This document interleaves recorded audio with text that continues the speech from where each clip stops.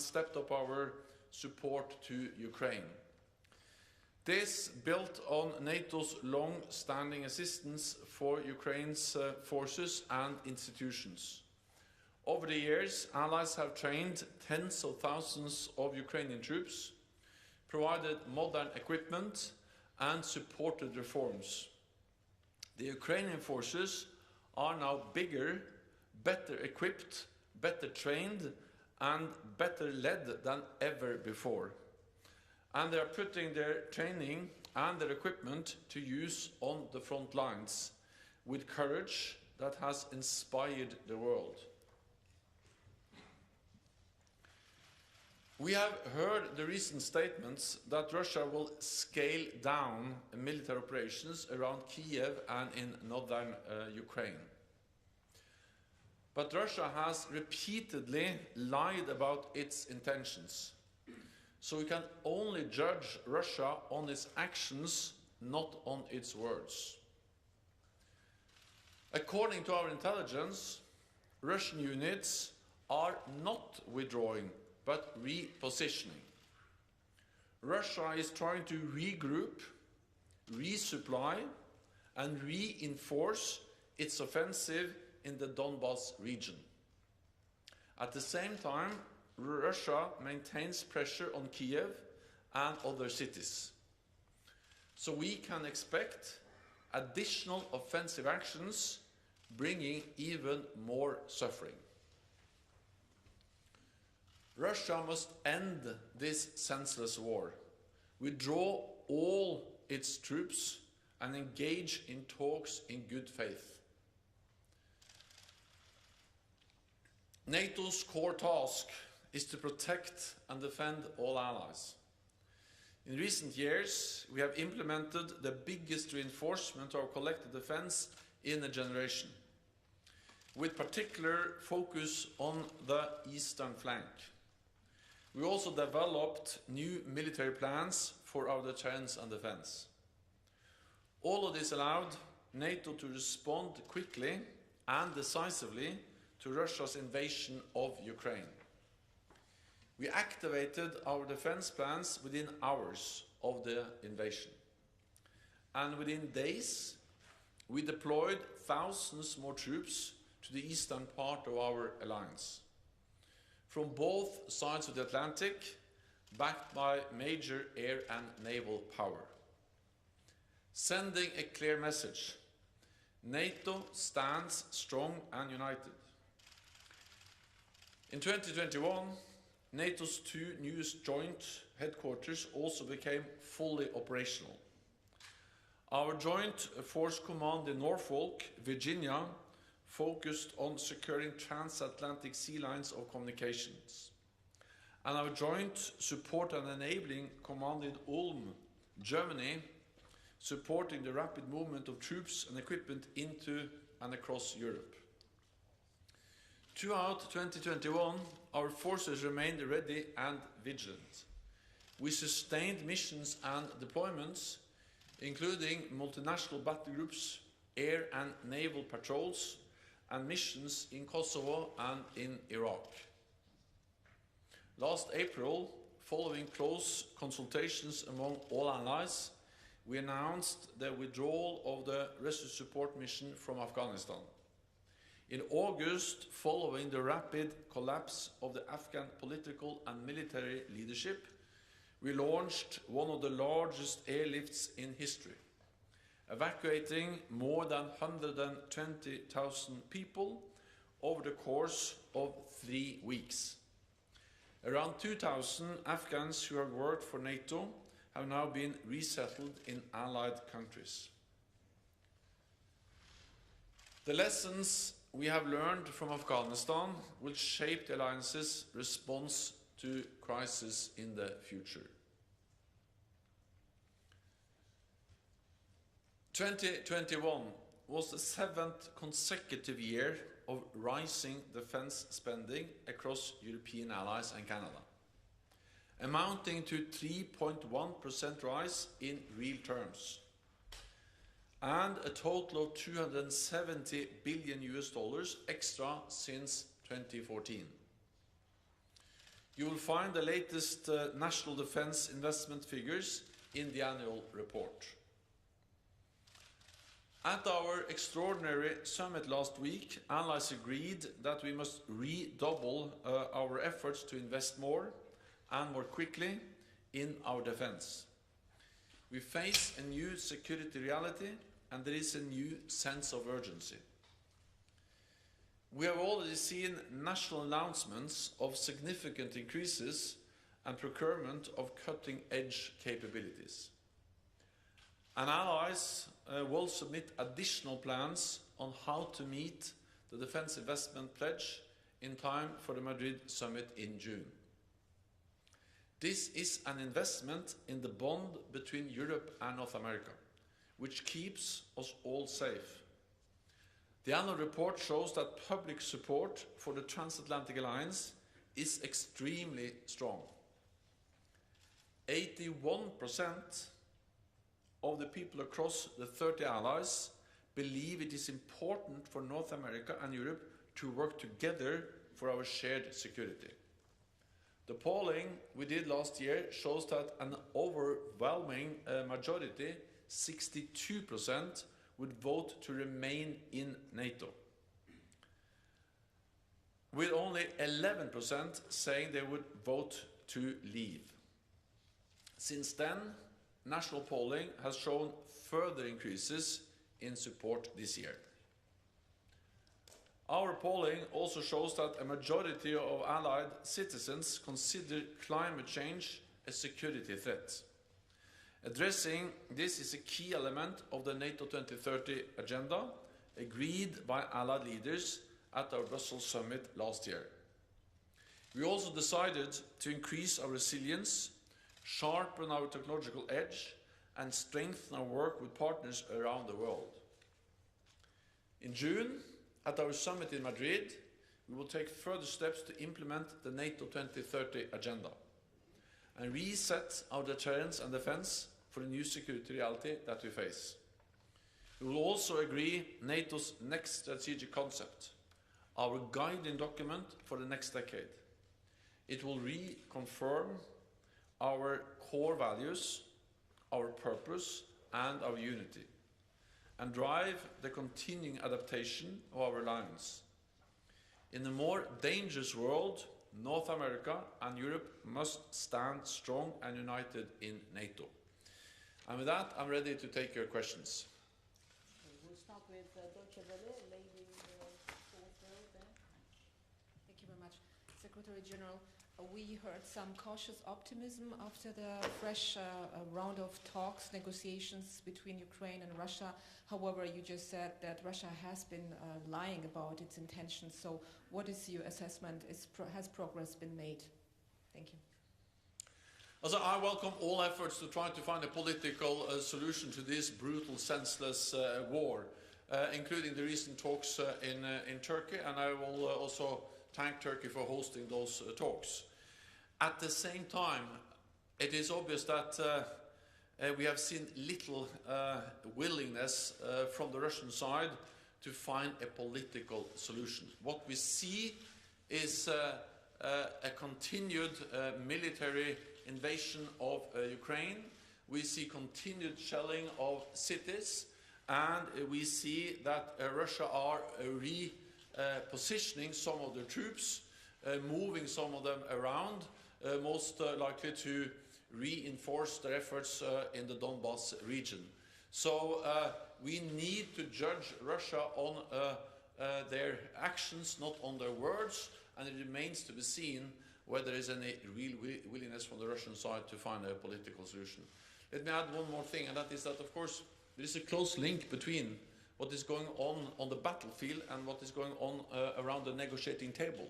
And NATO allies provide support to Ukraine to also strengthen their position at the negotiating table.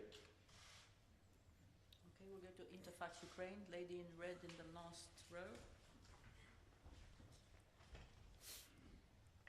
Thank you, Anna. Secretary General, I do believe it's just a little remark that Ukrainian army surprised everybody, not only in Kremlin, but also here. Given that Ukrainian military not only defending country but also starts going into attack, counter-attack, don't you think that it is time for allies to provide to Ukraine offensive weapons? Thank you. NATO allies have supported the Ukrainian armed forces for many years. Allies have trained tens of thousands of Ukrainian soldiers, and they are now on the front line fighting the invading Russian forces.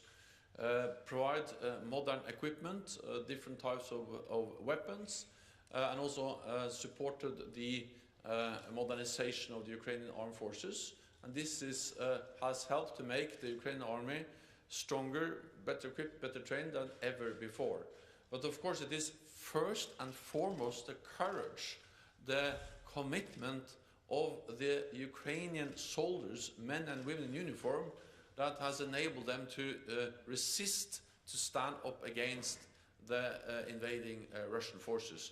And this courage, the strength, the commitment of the Ukrainian armed forces has impressed and inspired the whole world. And therefore I really pay my tribute to the courage of the armed forces of Ukraine, the people of Ukraine, and the political leadership of Ukraine, not least represented by President Zelensky. NATO allies have also stepped up our support, military support to Ukraine after the invasion, with also advanced weapon systems, advanced air defense systems, anti-tank systems, and other ammunition, fuel, and many other types of weapons and military support. This is now making a real difference on the battleground every day. Of course, this equipment, these supplies are key for the advances and the strength that the Ukrainian army has been able to show since the invasion 5 weeks ago. We'll go to Associated Press, gentleman standing in the back. Yeah. Thank you. Mark from Associated Press. A week ago, you warned us about the possible use of chemical weapons by Russia. Have you seen any new evidence that this will happen?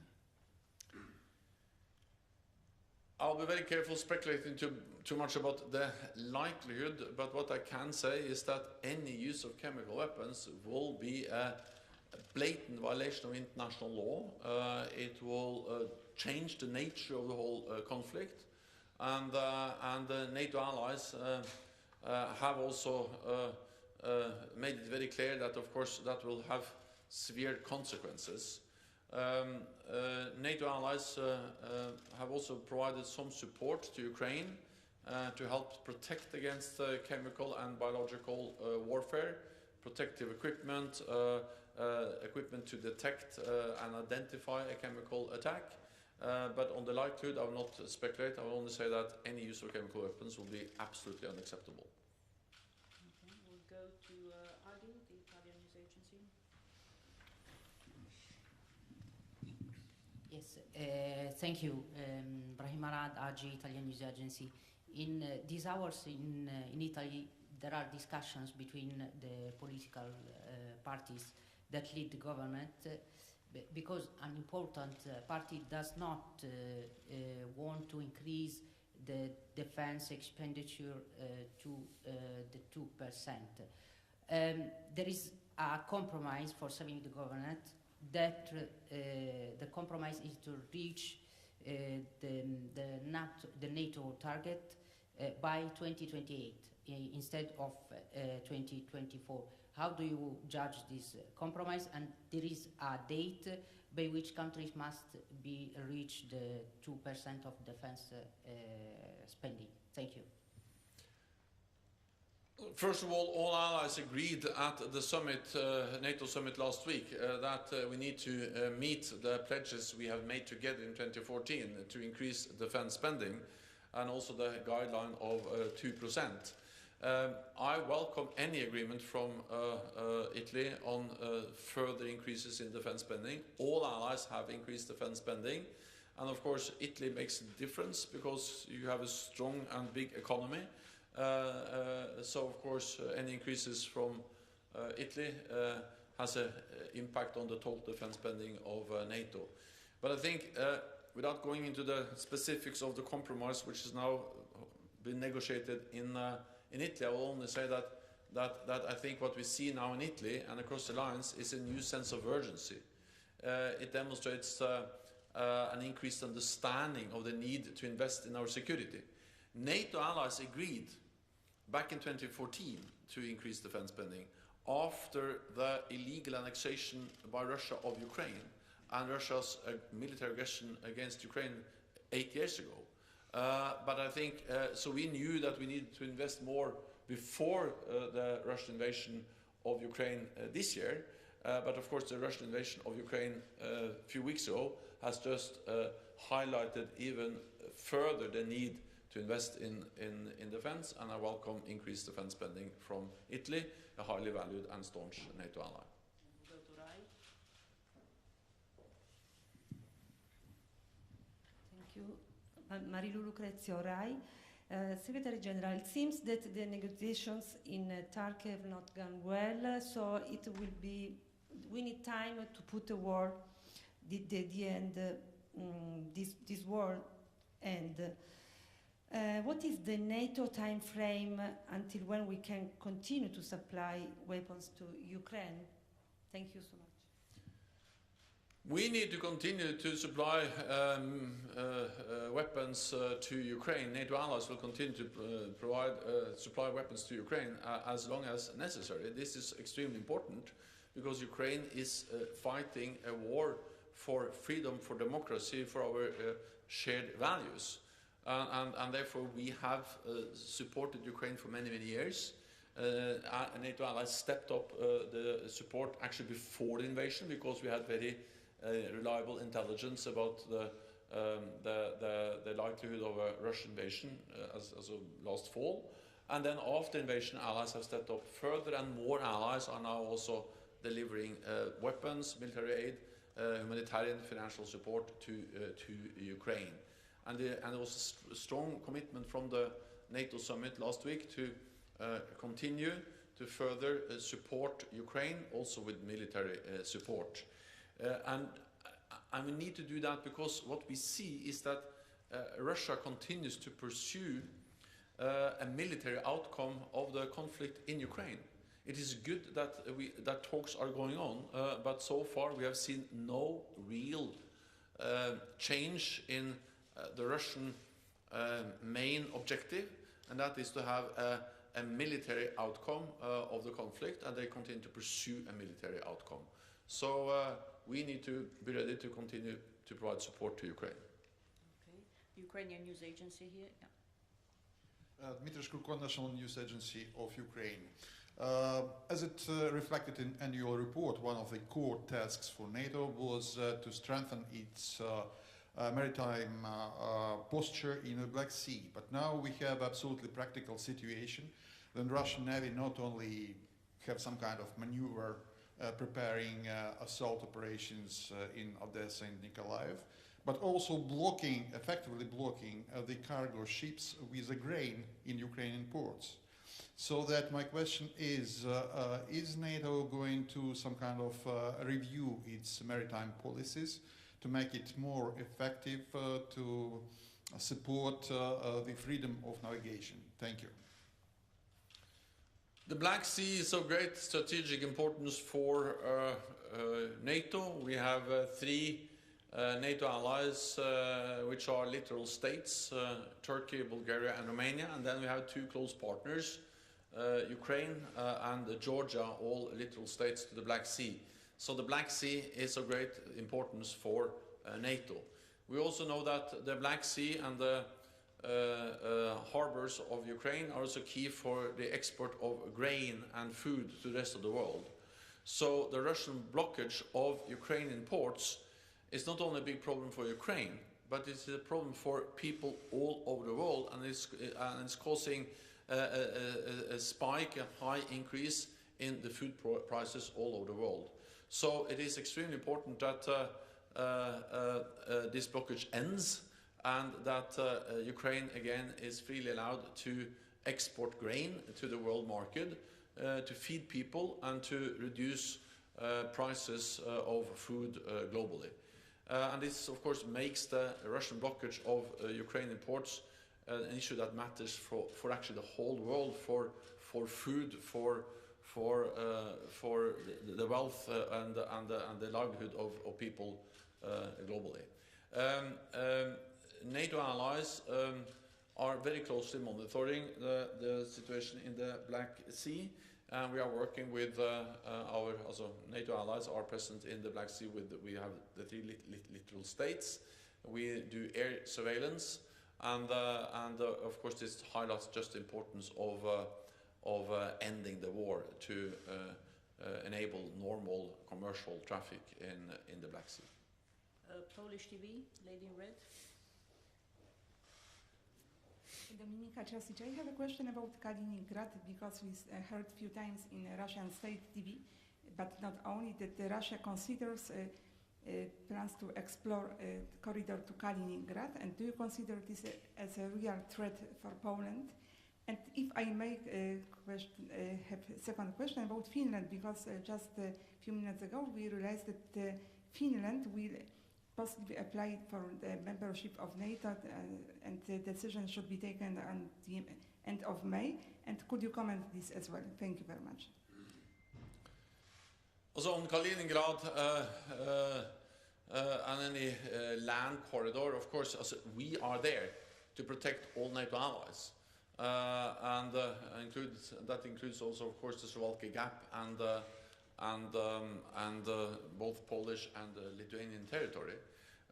So to make sure that there's no room for misunderstanding or miscalculation in Moscow about that, we have significantly increased our presence in the eastern part of the alliance. And also NATO leaders, when they met last week, they also started or asked our military commanders for options for how to further and strengthen our presence in the eastern part of the alliance, because we face a new reality and we need a more long-term adaptation of NATO's deterrence and defense, including the presence in the east. So we are there to ensure that Russia doesn't use Kaliningrad or any other pretext to launch any kind of aggressive actions against any NATO ally. On Finland, NATO has always supported the fundamental right of every nation to choose its own path. And that includes, of course, the right for Finland and also Sweden to decide to not aspire for membership, as has been their policy for decades. And we have totally respected that. But of course, we also will respect if Finland decides to change and to say that we are now ready to apply for membership. This is a Finnish and only a Finnish decision, sovereign decision by a sovereign democratic state to make. We will respect it regardless of the conclusion. Finland is a very close partner. There are no other partners who are closer to NATO than Finland and Sweden. I visited Finland and Sweden last fall, and I saw how Finnish and Swedish troops meet the NATO standards, how closely we're able to work together, Finland and Sweden and NATO troops. And of course, if they apply, I expect that they will be very welcomed and that we'll find a way to quickly agree the accession protocol and follow up on a membership of Finland. But again, it is for Finland to decide, and we will wait until Finland has made any decision on the issue of membership. We'll take a couple of questions online, and we'll go to TV2 Denmark. Divya Das.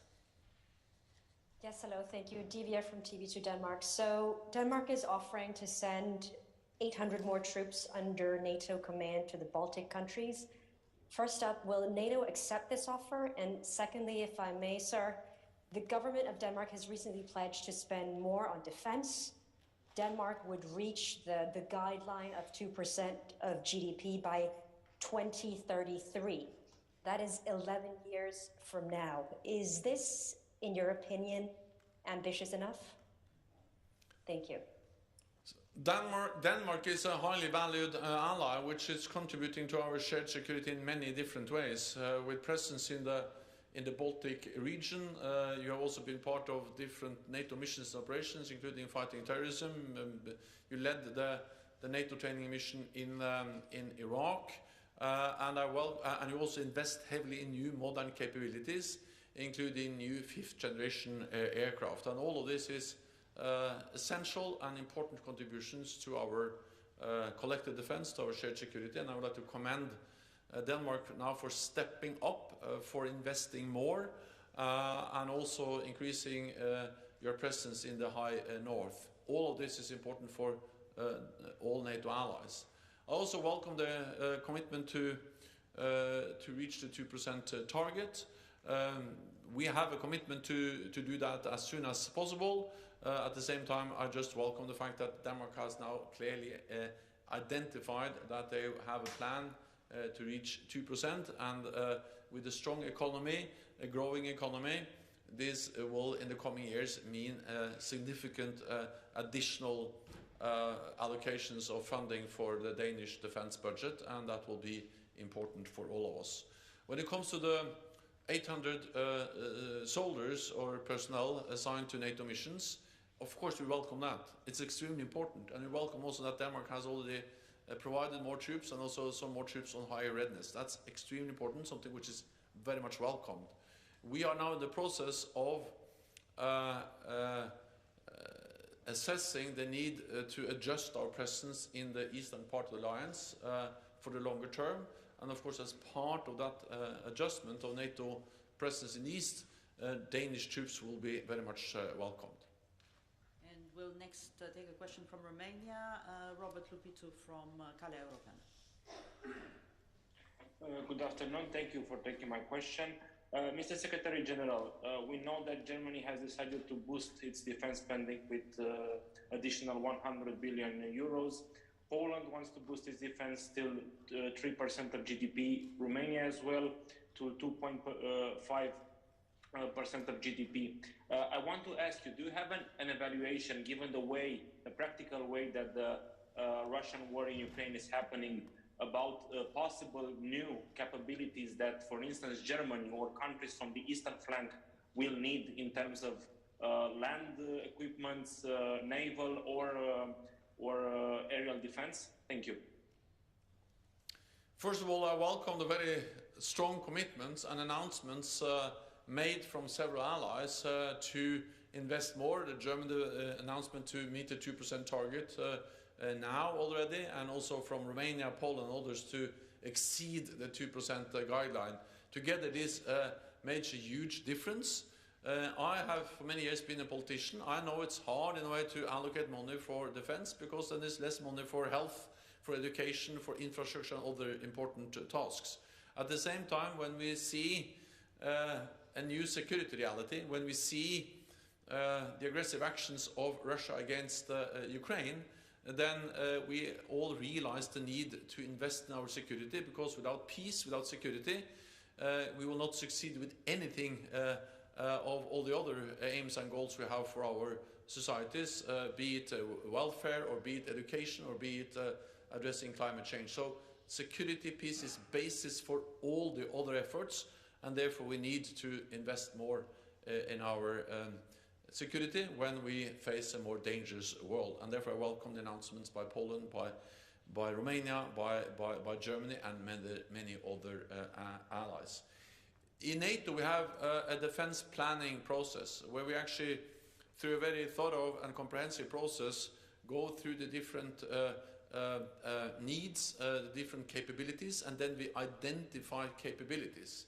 And this is part of NATO defense planning process, and we have capability targets for each and every ally allocated to them. So there is a very specific list of capabilities which we expect allies to invest in according to agreed NATO guidelines and defense planning. So these are very many different types of capabilities, but for instance, I think what we have seen is that there's a need to invest more in air defense, there's a need to invest more in higher readiness, to also have more ammunition, more ability to sustain operations for a longer period of time. and high-end capabilities in general. I cannot go into all the details, but I can only say that we have already agreed in NATO how to spend more investments from NATO allied countries according to an overarching agreed plan which strengthen the whole alliance when we work together. Okay, we'll go to this gentleman here. Hello, Mindaugas Laukagalis from Lithuania National Radio and Television. I have two questions. Would you say that strengthening the eastern flank is one of the main priorities of NATO this year? And in relation to that, for new capabilities, NATO needs more money, and you said that you welcome, a lot of countries already said that they are going to boost their defense expenditure, but will it be hard to convince other countries in the West, for example, when the economies are facing higher energy prices and a lot of economical issues at the moment? Thank you.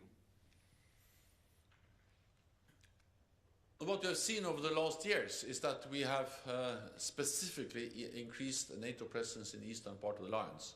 And of course that reflects the aggressive actions of, by Russia against Ukraine, especially since 2014. And the invasion that took place a few weeks ago just underscores the importance of increasing investments in defense, but also, of course, being especially focused on the eastern flank. That's the reason why we, for the first time in our history, have combated the battle groups in Lithuania and in all the Baltic countries, why we have air policing and more naval presence, and also why we actually starting last fall, and especially after the invasion of Ukraine on the 24th of February, we have increased significantly our presence, doubling the size of the battle groups. We have now 100,000 US troops in Europe. We have 40,000 troops on the direct NATO command, most of them in the eastern part of the alliance, and we have hundreds of thousands of troops across the whole alliance on heightened alert. So yes, the focus has been, and I expect will continue to be, very much on the eastern part of the alliance.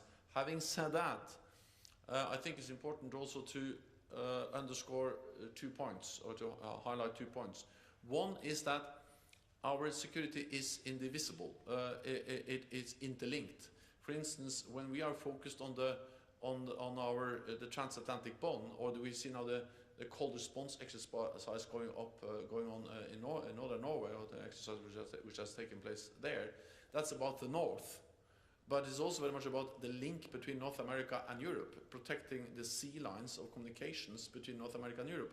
They are important for the defense of the eastern flank. So I think to try to divide this security of this alliance too much into the east and the west and north and the south is wrong. We are in this together, and what happens in the west matters for what we are able to do in the east. What happens in the north is important for what we can do in the south or in the east. So we are one alliance. We have a 360 degree approach, and of course in the south we see instabilities, we see terrorist threats, and we also see actually more presence of Russia in the south. We see them in Syria, we see them in Libya and elsewhere. So yes, we have increased our presence in the east, but we need a 360 degree approach. We need to address all the challenges from any direction, and what we do in one part of the alliance actually matters for the rest of the alliance. And that is also why we now are, why we asked our military commanders to have an overall assessment for a more longer-term adjustment of our deterrence and defense in light of the fact that we see a new normal, a new security reality for our alliance. Okay, we'll take 2 final questions over there. Brussels Morning, blonde lady there. Thank you very much, Laila Mossadegh from Brussels Morning. Secretary General, you said that a lot about Afghanistan, usually support mission, evacuation, and also lesson learned. As I heard that NATO shared this with every country, including Pakistanis general, but not talking with the Afghan authorities and also with the generals in Afghanistan. Because we know the relation between Taliban and Pakistan. If the general from Pakistan gave some lesson learned and some idea, it's always negative for the Afghan side. And I think that also this is like a mistake again, that you are sharing everything with the countries neighboring in Afghanistan, not with the Afghan authorities. And now there is more relation between Taliban, China, and Russia. How do you see the future of this relation between China, Russia, and Taliban? Is there any impact for the NATO with these countries like involved in that? Thank you. I strongly believe that especially the countries in the region, and that includes, of course, Pakistan and China, they have a special responsibility to help to create peace and stability in Afghanistan, and also to prevent Afghanistan from once again becoming a safe haven for international terrorists.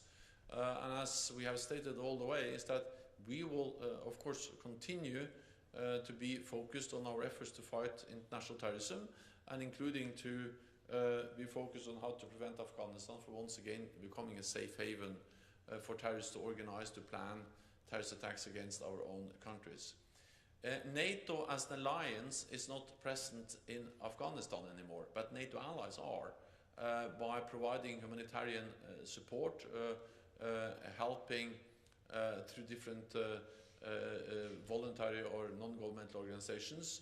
Allies are providing significant support, development aid, to try to alleviate the humanitarian catastrophe we may face there, not least because of the risk of food shortages and